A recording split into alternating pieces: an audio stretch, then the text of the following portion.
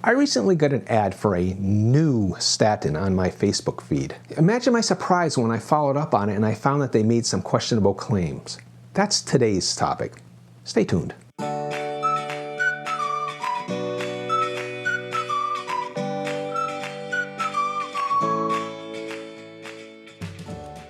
This new statin is called zypitamag, but it's also called pitavastatin, which is the same thing as Livalo. I've heard of this, so I couldn't see why this was a new statin. Well, it turns out what is new about this statin is that it is combined with magnesium instead of calcium. With pitavastatin, the formula for it is in red there. It is a negative ion or an anion with a -1 charge. They combine it with calcium for Livalo or magnesium for zypitamag, hence the mag on zypitamag, in order to bind two of these molecules and make them electrically neutral. It enhances the stability and the absorption properties of the medication. A lot of statins use calcium for this purpose. An obvious question that I came up with when I was looking at this is why aren't they using, say, sodium or something like that? But they use the alkaline earth metals for stability reasons with pitavastatin, though they do use sodium with some other statins, and some statins they actually can deliver just in their base form. But in the case of pitavastatin, they do have to use this calcium or magnesium to deliver it. Calcium and magnesium are in the same column of the periodic table, so they have very similar properties. The other elements in that same column are like beryllium, barium, strontium, and radium just are either too rare or just not suitable for this purpose. So you'll probably never see anything other than calcium or magnesium used in a 2-to-1 fashion with the pitavastatin or the other statins that use a 2-to-1 ionic bonding. This is not a chemistry lesson. I just wanted to show how this is different. Now, this is considered bioequivalent to Livalo. In that sense, it's not new, but that's why they claim it's new. Now, you can look up the ads, go to the Marley Drug Pharmacy page on Facebook. So here's their pitch. They say, are you experiencing statin muscle pains? And they go on to say that 62% of the people who quit their statins, they're not saying 62% of people quit their statins, but of those who quit their statins, 62% of them do it because of side effects. To give them credit, other places in this ad, they do acknowledge that statin intolerance as being around 9.1%. That's on the low side of what the studies have said, but at least it's in range. It's far greater than the lie that we often hear elsewhere that all adverse effects are only 2% of all patients. That's ridiculous.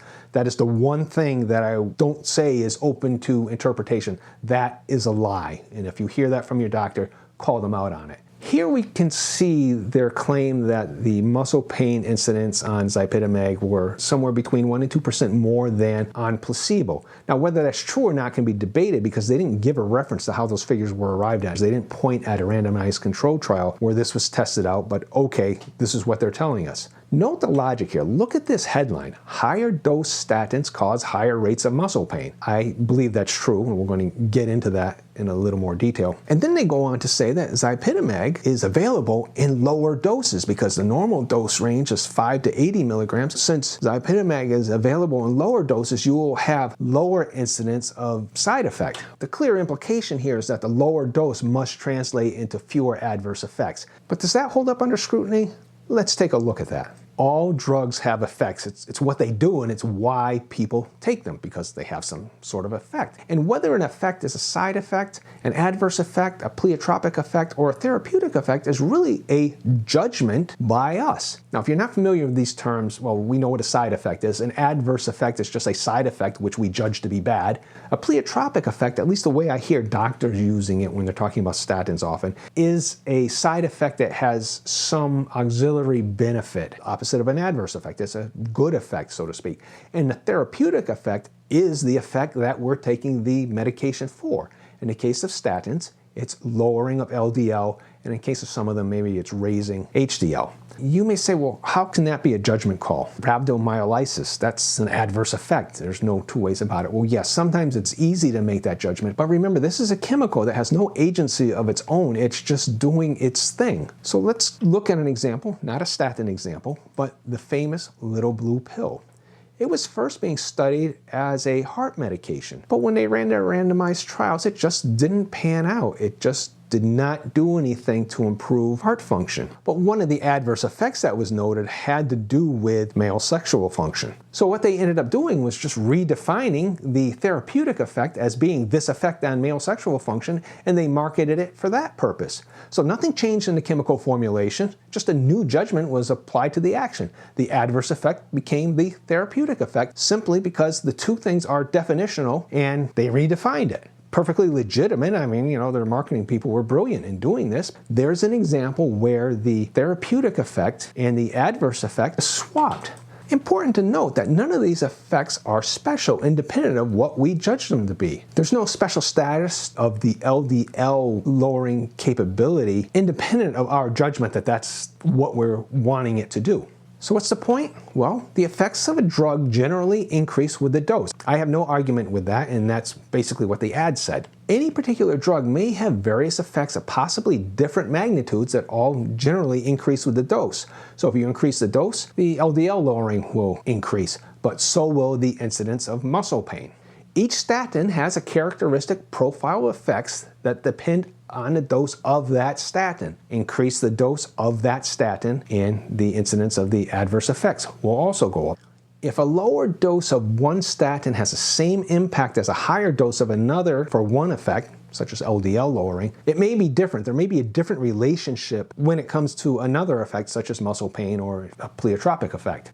But it is unreasonable to make the claim that they're making. They were implying it very strongly. 4 milligrams of zypitamag has the same LDL impact as 20 milligrams of Lipitor, and I'll show you that in a moment. I didn't show it in the ad, but they do make it elsewhere in the ad. They're making the claim that 4 milligrams of zypitamag will only have the muscle impact of maybe 4 milligrams of Lipitor. I mean, that's kind of what they implied. They implied that because the physical size of the dose is low, the adverse effects will be low, even though the therapeutic effects will match something else. So let's get to a closer look at that. So here's a chart of the LDL lowering equivalents among the various statins. Pitavastatin, highlighted in green, and we see that it's equivalent to different doses for other statins. And indeed, it is the smallest milligram dose to get up to a moderate amount of LDL lowering. Does that mean the adverse effects are the lowest? Well, they could be, but not because of this fact. For an easy counterexample, consider Baycol, also known as Cerevistatin.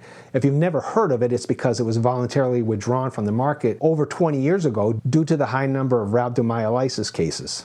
But notice the size of the doses. A Cerevistatin dose of less than 1/5 the dose of pitavastatin and 1/100th of fluvastatin or pravastatin, that dose had the equivalent LDL impact as those higher physical doses of the other statins. So by the reasoning of this ad, the adverse effects should be nearly non-existent. This is like a tiny, even compared to pitavastatin. This is a tiny physical dose. Yet the drug was withdrawn as being too dangerous at those levels. Across different statins, there's no correlation between the size of the doses and the size of the adverse effects. You have to compare the statin against themselves only. It'd be illogical to suppose, given this Cerevistatin counterexample, that there is such a correlation. It's disingenuous to imply that there is, especially in an ad geared towards the general public who may not be studying these things that deeply. So for my closing thoughts, I don't think I need to tell anybody with any street smarts that big pharma ads, especially ones that we may see in a Facebook feed, are not exactly on the up and up. But we need to be on our toes all the time. Most interesting when I looked at this set of comments associated with this ad, and it was from random Facebook users, and unfortunately it's very difficult to get back to the way Facebook works. You can see an ad one day and then it disappears and it's hard to find it again, but this is from memory. One person said that their total cholesterol was normal for the first time at 97 milligrams per deciliter, or about 2.5 millimoles per liter. Either they meant total LDL and said total cholesterol, or they really believe that total under 97 is healthy. In either case, it shows how easy it is for a patient to get confused.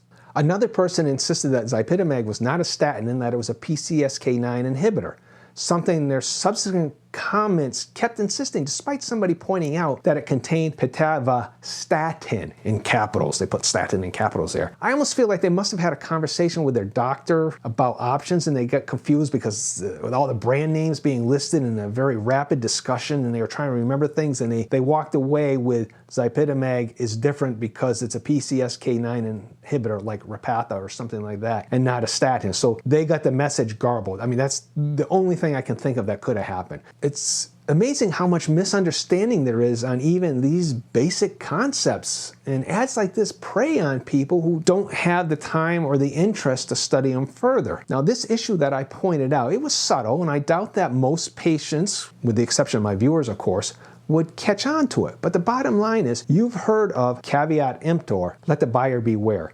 Well, this is a case of caveat aegrotus, let the patient beware. So that's what I've got on this topic. If you appreciate this content, please like, share, subscribe, and comment on this or other topics you'd like me to cover. And if you haven't seen this video, I recommend you take a look at it now. Thanks for listening.